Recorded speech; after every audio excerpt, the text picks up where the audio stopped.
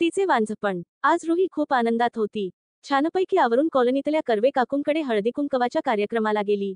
पण तिथेही तिला बायकांच्या नजरा, टामणेटुमणे यांचा सामना करावा लागला. खूप राग आला तिला बायकांचा. एकांतात जाऊन खूप रडली ती एकटी. व नशिबाला दोष देत राहिली.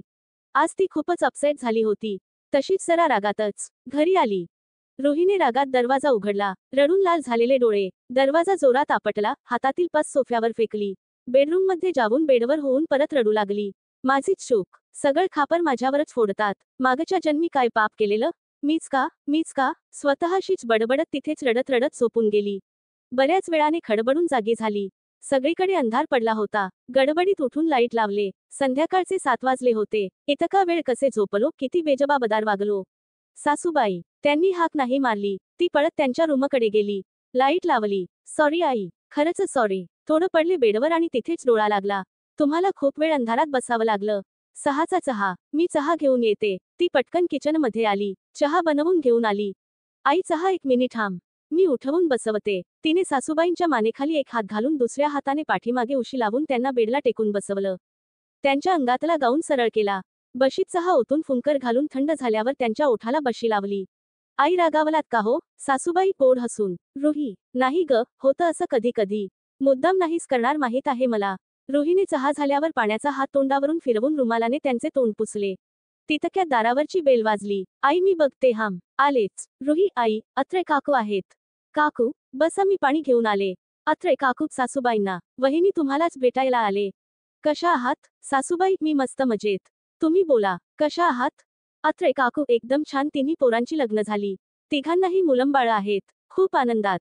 अत्रे काकू अडखळत. वहिनी, एक विचारू? रागावणार तर नाही ना? सासूबाई संकोच कसला? विचारा. अगदी नी संकोचपणे विचारा. अत्रे काकू ते रुहीला काही औषध पाणी कुठं घेतलं का नाही? सासूबाई कशासाठी? ती तर एकदम ठणठणीत आहे. अत्रे काकू अहो, असं काय करता? लग्नाला 13-14 वर्षे तरी झाली असतील अजून ते मुलंबाळ. रुही पाणी घेऊन येत होती. शेवटचा शब्द ऐकून पावलं तिथंच थबकली. आज जायची हिंमतच नाही झाली. तिचे डोळे पाण्याने डबडबले. दुपारी पूजेसाठी गेले तिथंही साऱ्यांचा हाच प्रश्न. त्या बायकांच्या नजरा, ती कुजबूज, असंख्य प्रश्न शिक्का. वांझपणाचा. तेवढ्यात तिला सासूबाईंचे शब्द कानावर पडले. पण तिला तर मुलं आहे की? ती आई आहे एका मुलीची 8 वर्षाच्या. काकू गोंधळल्या आणि म्हणाल्या, काहीही काय बोलता वहिनी? आम्हाला कसं माहीत नाही. रुहीही बाहेर दचकली, हडबडली. स्वतःशीच आई अशा का बडबडतायत? वयोमानानुसार मनावर काही परिणाम रुहीला भीतीच वाटली. तेवढ्यात परत सासूबाईंचा आवाज आला. ही काय तुमच्या समोर ठणठणीत बसलेय? तिची मुलगी.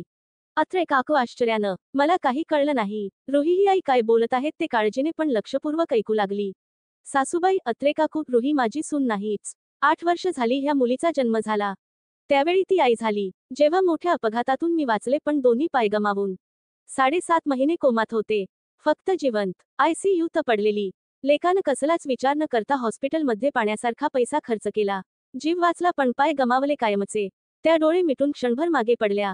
तुम्हाला सांगू काकू, मृत्यूची वाट बघत होते. पण माझी आई रुही, जिने 7.5 महिने वाट बघितली डोळ्यात प्राण आणून आणि जेव्हा मी शुद्धीत आले तेव्हा तिच्या चेहऱ्यावरचा आनंद आई झाल्यावर पहिल्यांदा बाळाला बघितल्यावर होतो ना तितकाच अवर्णनीय होता. ओसंडून वाहत होता अगदी. हे बाळ तिनं स्वीकारले जसं आहे तसं. अत्रे काकूंचे डोळे भरून आले. सासूबाई पुढे सांगू लागल्या, ही आई गेली 8 वर्ष सकाळी लवकर उठून आपल्या बाळाला स्वतःच्या हातानं न्हावू माखू घालून छान स्वच्छ कपडे घालून सगळ्या अंगाला सुगंधी पावडर लावते, छान तेल लावून वेणीफणी करते.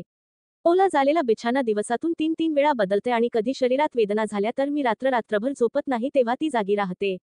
उशाशी बसून असते न कंटाळता आणि आठवणीने वेळेवर सगळी औषधं गोळ्या देते. खायला दर 2-3 तासांनी गरम गरम हवं ते तांदळाची खीर, पेज, नाचणीची खीर, कधी फळांचा ज्यूस चमच्याने थोडं तासभर भरवत बसते.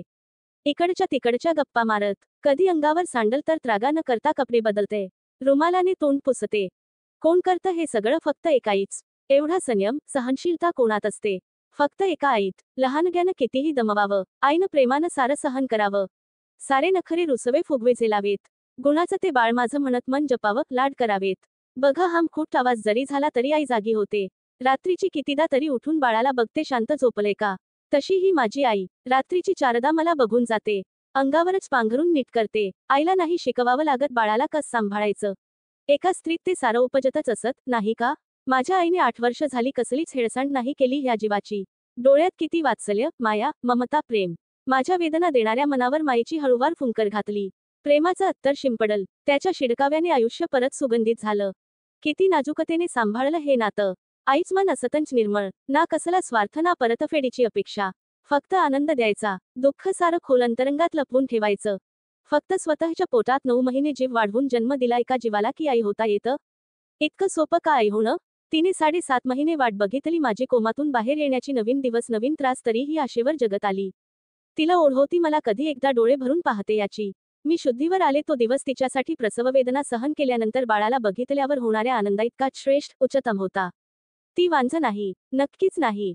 अत्रे काकू, आपण विचारांनी वांझ आहोत. नवीन विचारांना, नवीन बघण्याच्या दृष्टीला आपण जन्मच नाही देत. मला सांगा, समाजात जे म्हाताऱ्या आई वडिलांना सांभाळत नाहीत, त्यांच्याकडे आजारपणात, त्यांच्या दुःखाच्या काळात झुंकूनही बघत नाहीत, ती वांझ नाहीत का? वर्षानुवर्षे आई वडील, भाऊ बहीण एकमेकांशी बोलत नाहीत, ती नात्यांनी वांझ नाहीत? संवेदनाहीन, दुसऱ्याच्या दुःखात आनंद मानणारी ती खरी वांझ. वांझपण मुलाला जन्म दिला का यावर ठरवावं? वांझपणाचा शिक्का मारून आपण तिच्यातल्या स्त्रीत्वाचा अपमान करतो. आपण तिचं अस्तित्व नाही नाकारत. आपल्यातल्या माणूसपणावर प्रश्न निर्माण करतो. एखादी स्त्री वांझ आहे हे ठरवणारे आपण कोण? मुलगी झाली तर मुलगा हवा, 2 मुलगे असतील तर एक तरी मुलगी पाहिजेच बाई, आणि काहीच नसण्यापेक्षा मुलगी तर मुलगी.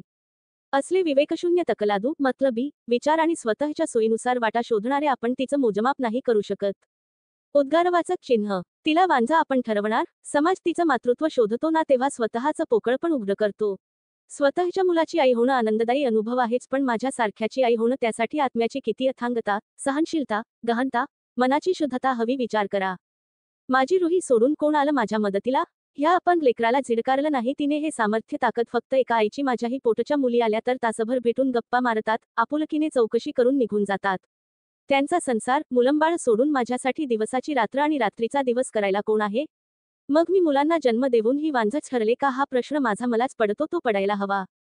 अत्रे काकू, तुमची स्वतःची मुलगी गेली 7 वर्षे तुमच्याशी बोलत नाही. मानपानावरून भांडण झाले म्हणून. तुम्ही म्हणता पोटच्याचा जीव कळकळतो, त्यालाच शेवटी आपली माया येते. असे असतं तर मागच्या वर्षी तुमचा पाय मोडला, 2 महिने जागेवर होता.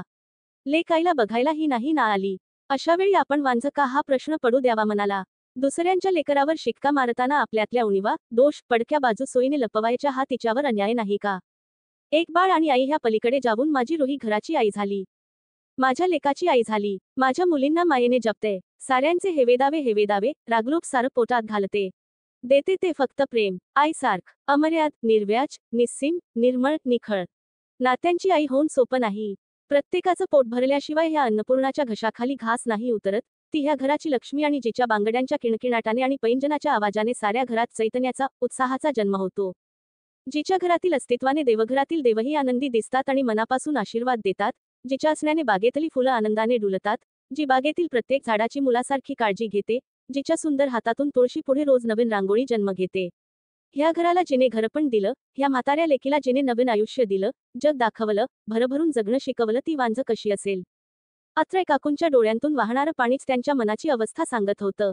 हे सारं ऐकून रुहीच्या चेहऱ्यावर तृप्ती, समाधान भारावले, पण काय नव्हतं. आईपणाची नवीन जबाबदारी सांभाळण्यासाठी आनंद, आत्मविश्वास, ऊर्जा घेऊन परत एकदा नव्याने सज्ज झाली. मनावरचं ओझं, मळब, जळमट सारं काही दूर झालं. वेगळ्याच आनंदाने चहाचं पातेलं गॅसवर ठेवलं. प्रताधिकार नोंदणीकृत सौ. तिलोत्तमा ललित गुगळे.